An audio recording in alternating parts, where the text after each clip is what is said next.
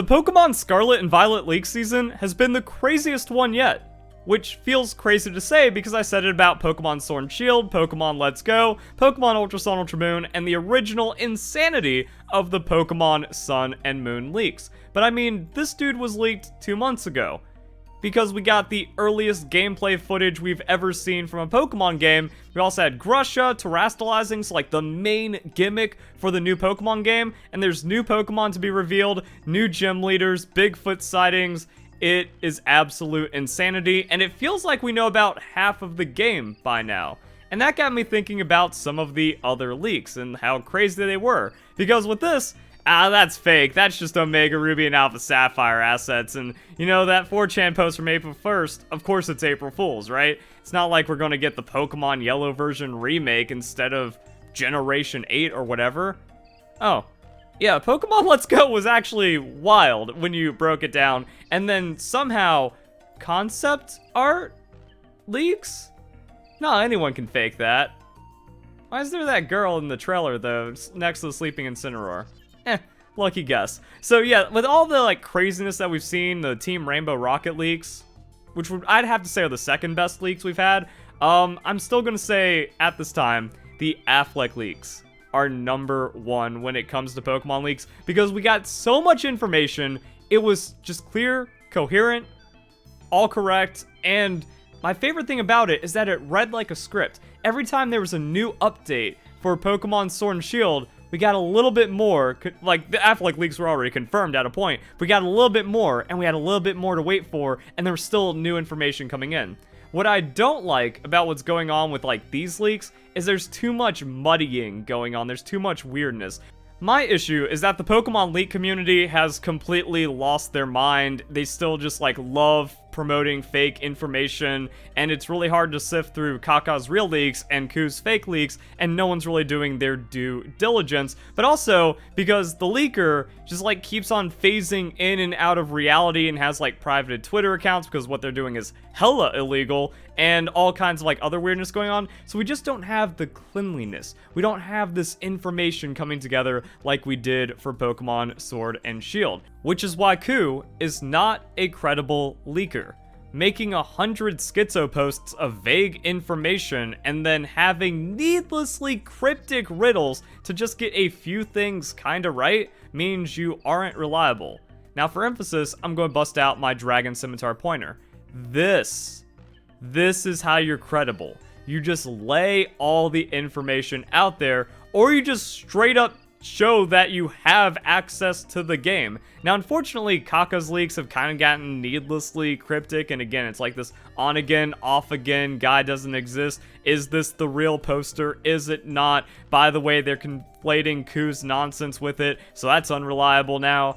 It's just too messy. Even though there's a lot of compelling information with the Pokemon Scarlet and Violet leaks, you just can't beat the Affleck leaks, which is why I want to relive the best Pokemon leaks. So your rival is named Hop.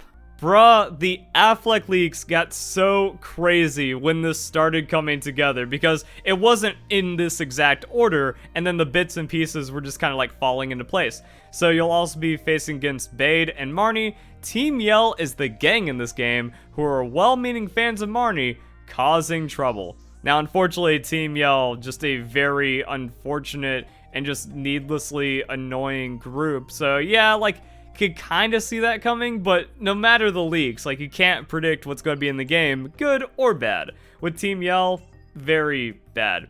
To become part of the gym challenge, you'll have to get an endorsement. Bade gets an endorsement from Chairman Rose and his secretary Oleana. Eternatus is the evil legendary. And much like how we had with Pokemon Sun and Moon, there was like a copyright for Marshadow. Everyone's like, okay, which one's going to be Marshadow? Now we were waiting for Eternatus. The other legendary will be a wolf, who will either have a shield mane or hold a sword like Great Wolf Sif. Again, we like saw it coming. We were waiting for it. Don't recall its name.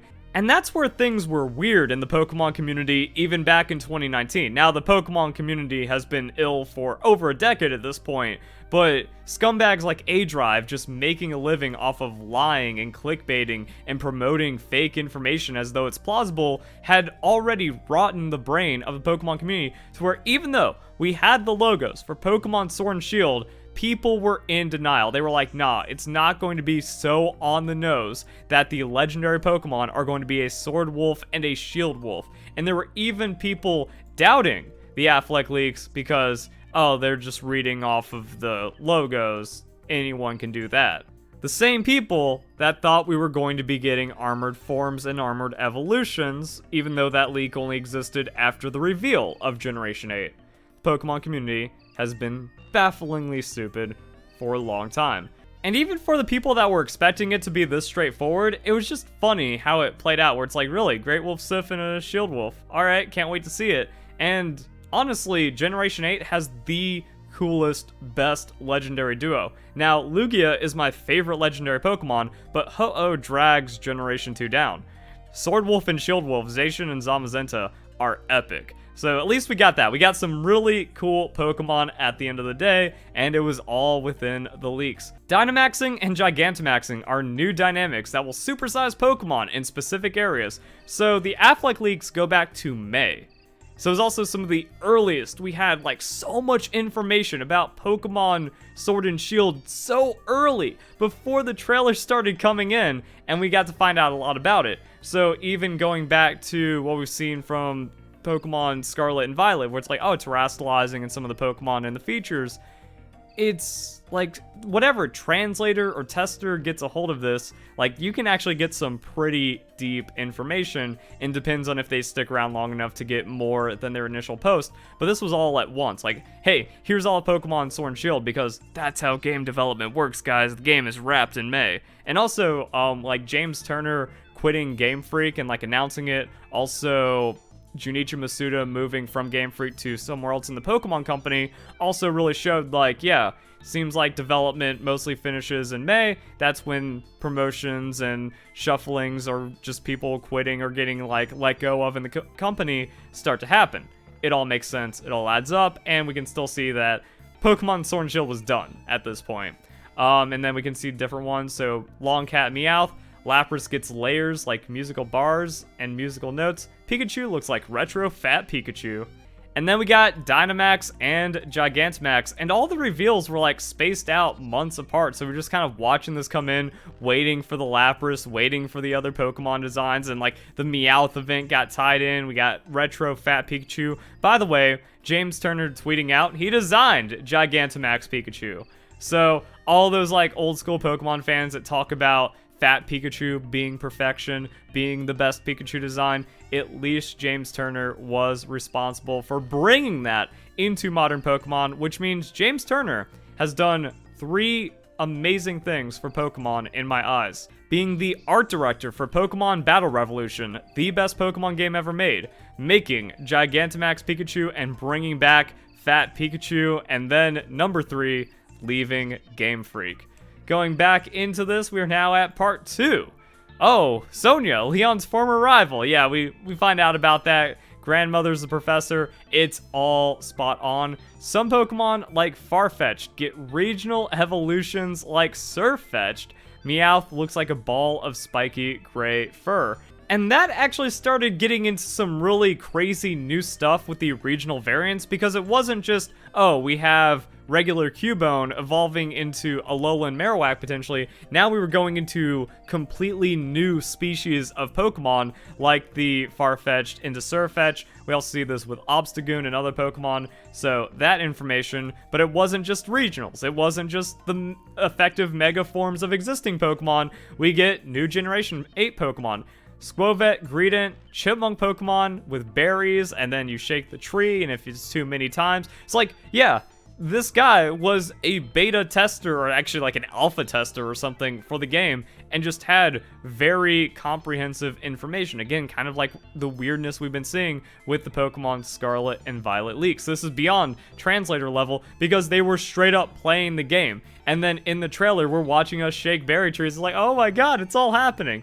The 4th gym is the first fairy-type gym, led by an actress named Oppo. We also have Milo, Nessa, Kabu, and as that was happening, like, oh, where are these people? Because we were getting multiple trailers, but it wasn't, like, all of them. You know, we had to wait for some of these people to be revealed very late into Pokemon Sword and Shield. Did they even get, like, did some of them even get officially revealed? I don't remember all the trailers. This was like 3 years ago, and it's just kind of a blur at this point. And then it kind of gets conflated with the straight up game getting data mined and leaked. But yeah, like there was that walk-in trailer where we actually got to hear the gym theme. That was also pretty hype. So we got to see some of it. We were like still waiting for all the information come through. Very exciting. Just how deep this information went, that not even all of it was covered by the trailers. So before fighting gym leaders, you have to do gym challenges. Milo has you herding sheep named Wooloo. Yay, sheep Pokemon. Yay, it's actually perfect. But Pamper, close enough. Electric Corgi Pokemon will startle them and send them rolling elsewhere. Nessa with a maze. Kabu requires you to catch Pokemon and get points. You have to be in a party battle with another trainer who's also trying to catch it. Deeper in, while there's a transit system, you have to go to the wild area at times. An open world biome, so open area exploration. There's a weather system and little pockets where wild Pokemon Dynamax and have to be beaten in a 4-person raid. You'll randomly see nearby players and interact with them to get their league cards and items. Yep, the wild area. I don't remember my exact reaction, or like, because by time, you know, it was one of those things where it's like, oh, these leaks sound interesting. I'm not going to invest with them. Never mind, trailer just said, here's the wild area, and learn about Dynamax. Wait, now we get to find how deep this rabbit hole goes. So, yeah, like, interesting, cool stuff came together. Camping is how you play with your Pokemon. Get toys, you can make curry, and unfortunately that feature just didn't really play out. Pokemon will not walk beside you in the overworld. DLC ended up having that. And then we found out about these starter evolutions. There's a lot I'm missing, but I wasn't planning on leaking until now. I'm angry and upset, and while I liked what I saw, I didn't get too far. Seems like I got pretty far in retrospect compared to the rest of the game. And what do you mean you didn't get too far? Like,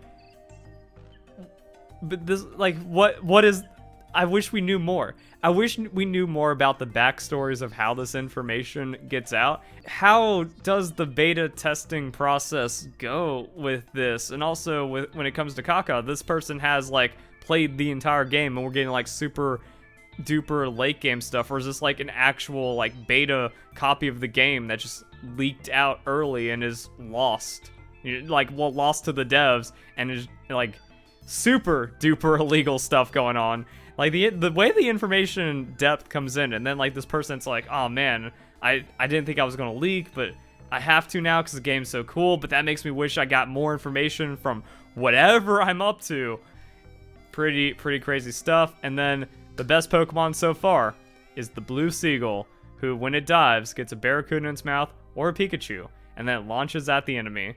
This being interesting because it reveals 2 new Pokemon, but also ends up becoming one of my favorite Pokemon in Cramorant. And it really took until Pokemon Unite for me to fall in love with Cramorant. But even then, like, when Cramorant was officially revealed, I'm like, oh, it's everything that that the leakers said and more. I already enjoy this Pokemon, but that enjoyment turned to love just over the generation, and then just having Cramorant be awesome in game. But the derpy fun bird, and that was like, yo, that's the best part. And you know what? This makes, like, the leak, even, like, it's hard to make something 100% credible more credible, but, like, this just means the leaker was 100% accurate. The best Pokemon being Cramorant, and then all the other crazy information. So yeah, good leaks, cool stuff. Oh yeah, I also forgot to mention from the other part of the leak where they talked about league cards, and, like, you actually get to trade league cards and stuff. And when I saw this, I was like, oh, I'm excited for that. But little did I know that the Battle Stadium was going to be the best competitive that we've ever seen in Pokemon, and I got fully invested. I made the best league card in all of Pokemon Sword and Shield, and I did, like, yeah, one of those things where, you know, some of these features, and even when it, like, this is some taken perspective of the Pokemon Scarlet and Violet leaks. That's not the Pokemon Scarlet and Violet page. It really makes me think about the Pokemon Scarlet and Violet leaks, or Pokemon leaks in general, or even official Pokemon reveals. To this day, I cannot understand the stupidity it must take to think that Pokemon Sun and Moon revealed too much. That we've even had, like, leaks reveal insane amounts of games beyond the official information and still not fully convey the experience. You still have to buy the game. You still have to experience it. There's going to be more that wasn't said or revealed or leaked about the game than was, and that's going to be very new experiences for the game. And even the things that are quote-unquote spoiled or leaked, you don't even know the half of how good or bad it's going to be. So yeah, it's just more things to get excited and hype about, which is what a trailer is supposed to do. And then you get in the game, it's like, oh, this is even a crazier feature than I thought. And that's kind of how I feel like this, you know, going back with some of the things where like, oh, these are things to get excited about. And then going into that retrospective, yo, that was actually like one of the coolest things. It was just a throwaway sentence about some dude that's kicking themselves about not leaking more. But they probably didn't think that was that crazy. I thought camping was going to be crazier. Maybe Team Yell was going to be more interesting. But as it boiled down, it's like, nah, the trainer cards was actually like the best part with the battle stadium. But that wasn't like a competitively enabled feature. So we also don't know how the Wi-Fi interactions are going to go and all that other stuff. And I'm worried that there's no battle replay leak. Please, Game Freak. And then just like some of the other stuff. Also, Callie, if you're out there, I hope you are looking forward to Pokemon Scarlet and Violet as much as I am. Terastallizing is going to bring more accessibility and more like awesomeness to competitive than any other feature like Z moves, Dynamax. This is going to blow Mega Evolutions out of the water. So I can't wait to see how all of this plays out, and I can't wait to see the great ways that we all interact with this game.